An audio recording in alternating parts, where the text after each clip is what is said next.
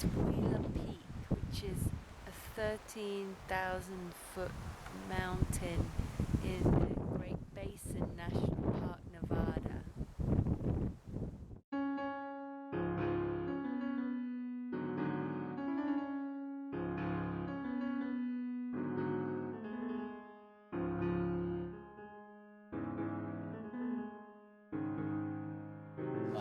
If you'll come over here to where I'm standing, you'll be able to see it.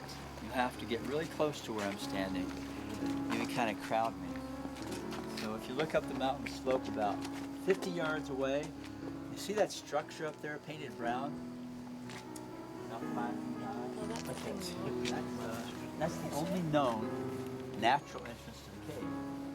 And that used to be the way people would get to the cave. They'd go down ropes and ladders, straight down drop of about 25 feet, and the next 20 feet is kind of steep too. And but that's not the way we're going to go in on the ropes and ladders. Does that disappoint any of you? No. No, not at all. This will be a walking cave tour. This door right here is the way we're going in. That goes, and the tunnel goes right underneath the natural entrance. And the tunnel was made in 1939, but from 1885 until 1939, those ropes and ladders was the only way in. And still, it was a very popular cave. And then later, the Park Service put the bat-friendly structure over it. Bats can fly through that and then straight down to get in, but only bats get in that way nowadays. This is going to be a full-length cave tour. That's the kind of cave tour I prefer to go on. And then when we come back out, there's a door over there you cannot see or barely see through some trees at the end of that zigzag pathway. That's the, are you taking my picture? No problem. So that's the way we'll be coming out of the cave. After we walk around for about a half of a mile. It might not look like a half a mile from there to there, but it is. After we wiggle around a lot inside the cave. I still want to talk to you all about safety issues and a few other things before we go into the cave, but feel free to sit down over here in the shade if you want. Also, before we go in the cave, I want to show you something that would be difficult for me to show you inside the cave. 1922, that's when the park became a national, that's when this cave became a national monument. Before then, the cave wasn't so well protected. Sometimes visitors were told that they could touch things, break them off, take them home as souvenirs if they wanted to. So we have a lot of pieces that were broken off in the old days. And this is one of them. This is a piece of a stalactite. Stalactite, you ever heard that word before? Stalactites grow from the what, ceiling or floor? Ceiling.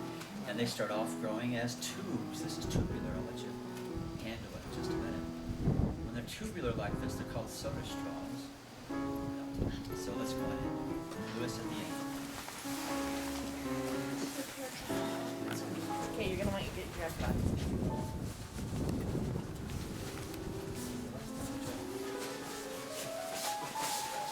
We'll still be in the tunnel for another 60 yards. It's not lined with concrete. It shouldn't be touched. Once you get to the end of that 60 yards, then you'll be in the first room of the cave. A handrail will be on your right-hand side. If you look over to the right of that handrail, about 20 feet away, there's an old wooden stairway you can see. And that leads down from that same natural entrance that you already know about. And that's the way people used to climb down to get to where you will be standing. And then a little bit further in the room, we'll all be gathering together. We'll be talking to each other again as a group. So this door is kind of heavy. Help each other out with it. It'll shut automatically. And then we'll talk to each other again as a group in a few minutes. But look for that old wooden stairway. So please stay together as a group. Here we go. No, I'm okay. You're right. Those little scooters come Well, I took this job so you can use it last night. I'm not behind you. Oh, yeah. You wouldn't know how.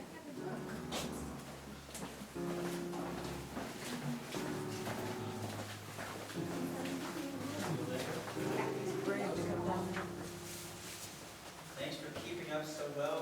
You might want to come. So the formations hanging from the ceiling are called what? Stalactites. Or you can call them tights if you want to, which is for short. They start off as what? Straws, right? Soda straws. And they're made out of what?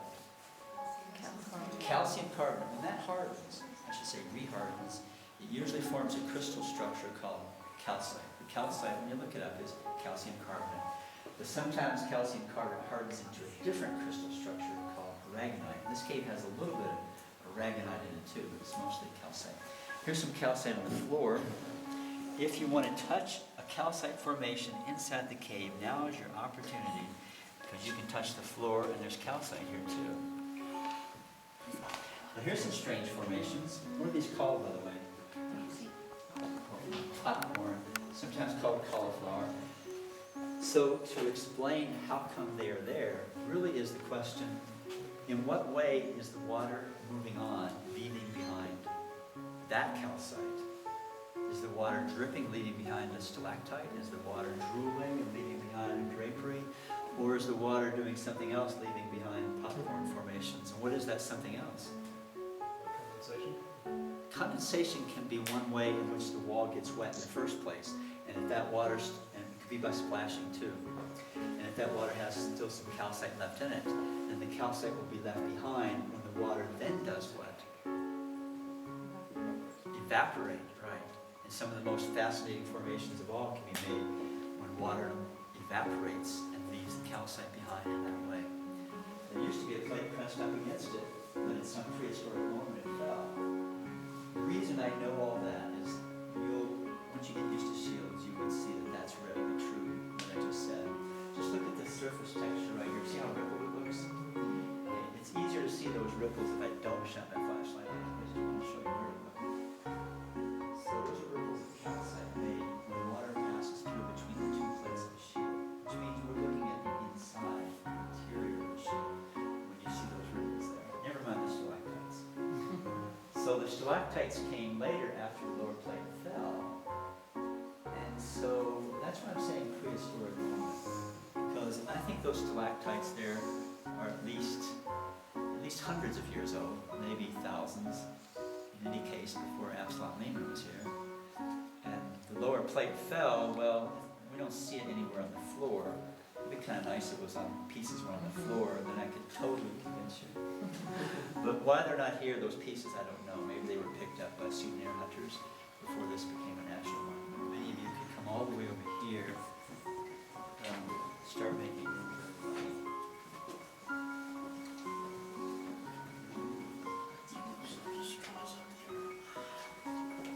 Watch your head.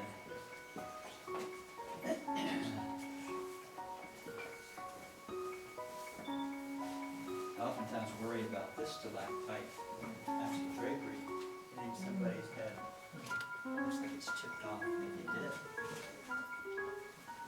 Yeah, just a little further. Before you can understand shields, I think it's best to understand another type of formation called a helictite. Have you heard of that? H-E-L-S-E, H-E-L-S-E, helictite. They look like worms growing from the walls of the cave. Maybe you might have to get a little bit closer to see these better, but here's a whole batch of them. Here's some individual ones over here. They're actually tubes. They're calcite tubes, just like the soda straws.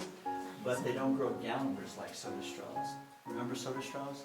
Here's a soda straw right here, for instance, inches away from my flashlight. There's a few more that have grown from broken off stalactites after the stalactites were broken off.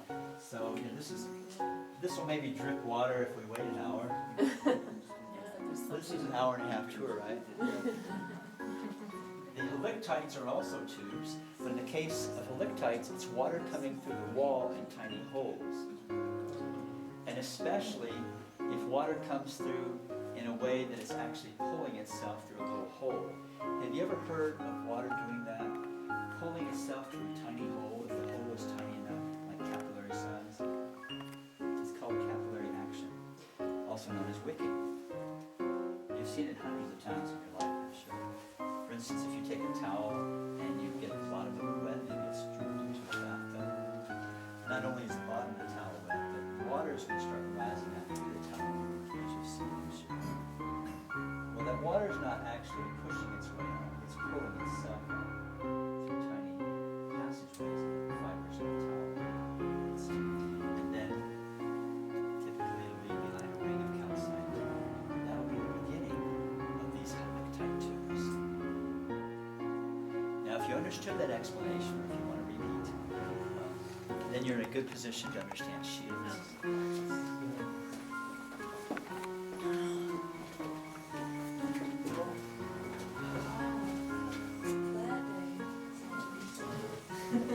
It's the sideways thing.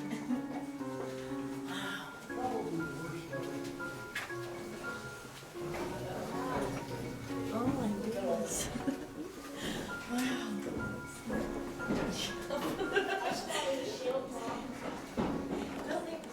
Oh, that's so neat.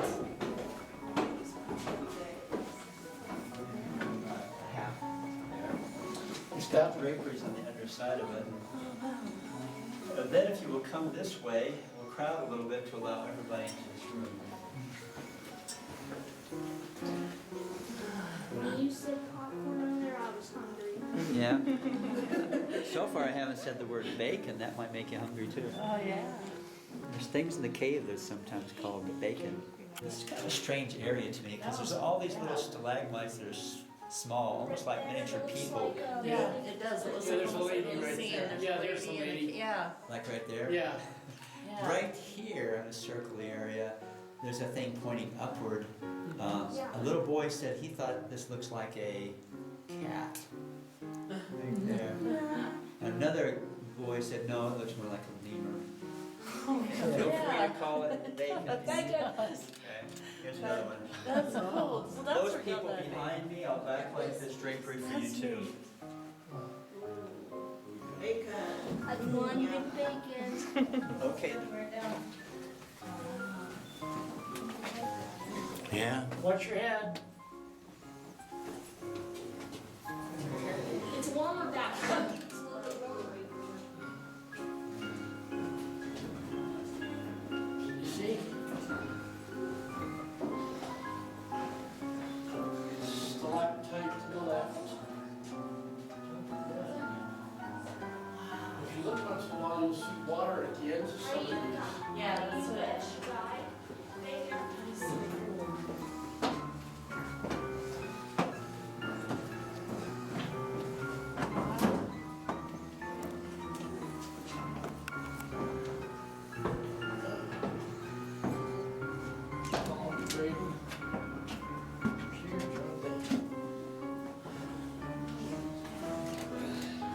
Oh my God, that's. It's like an alien creature. Watch your head back there. Look at all the colors in there, the dark browns.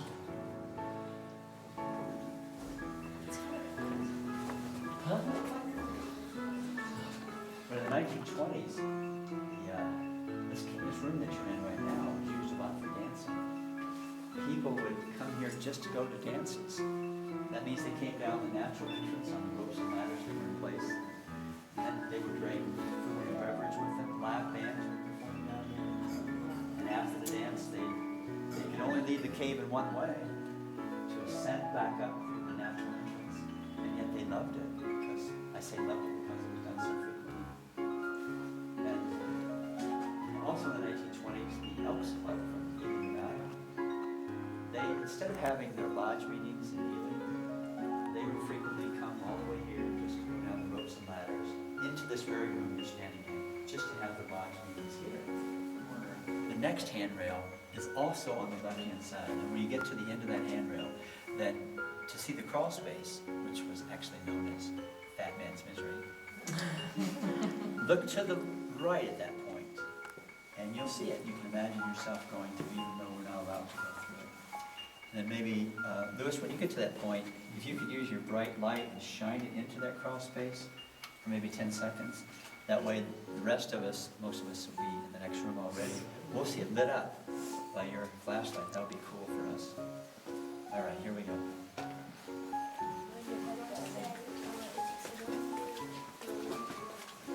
Takes 100 years maybe for one to grow an inch. That's an estimate. It could, Yeah, and that's. they're all different, but look down in there.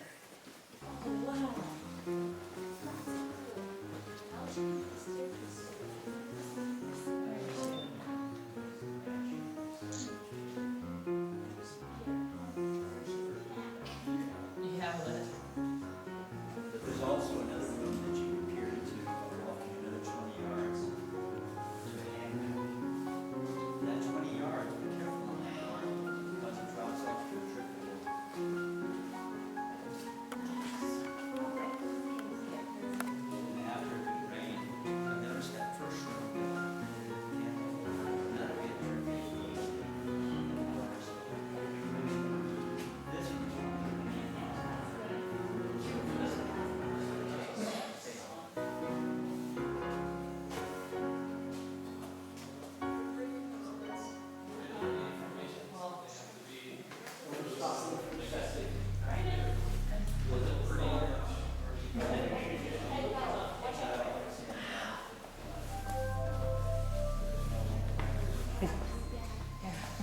Sometimes there's like water, but it's so. And they do a fill, which shows the fill right in the pathway. A couple of years ago, the Park Service started restoring these tunnels back to its original condition by removing all the trail and all the light fixtures. So it still serves some purpose as a darker cave.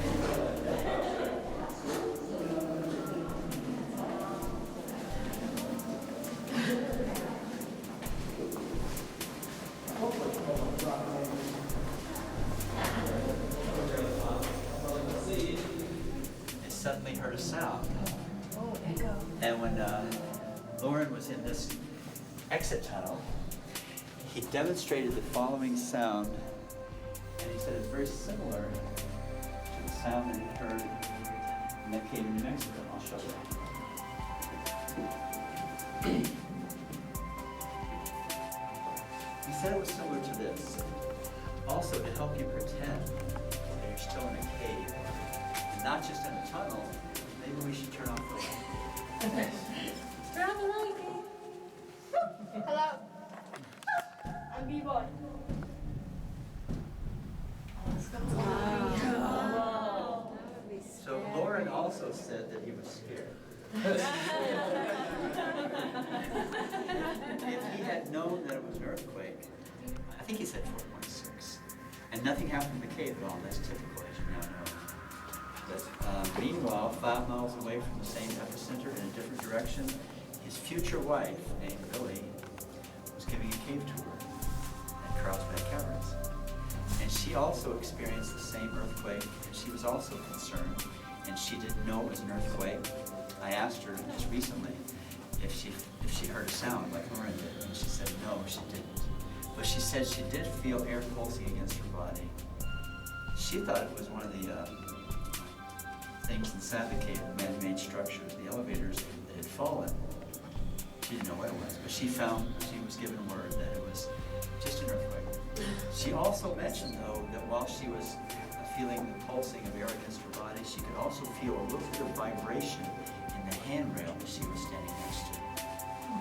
And this is the only story I know where inside of a cave during an earthquake, anything solid is moving is mentioned.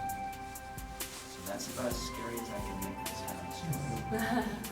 Now you're going to have to be brave. Are you actually willing to go through this door? Back to where almost everything. Tornadoes, thunderstorms, Zombie apocalypse. cell phones. Pretty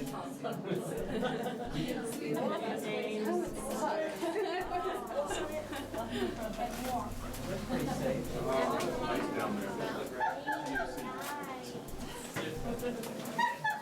I got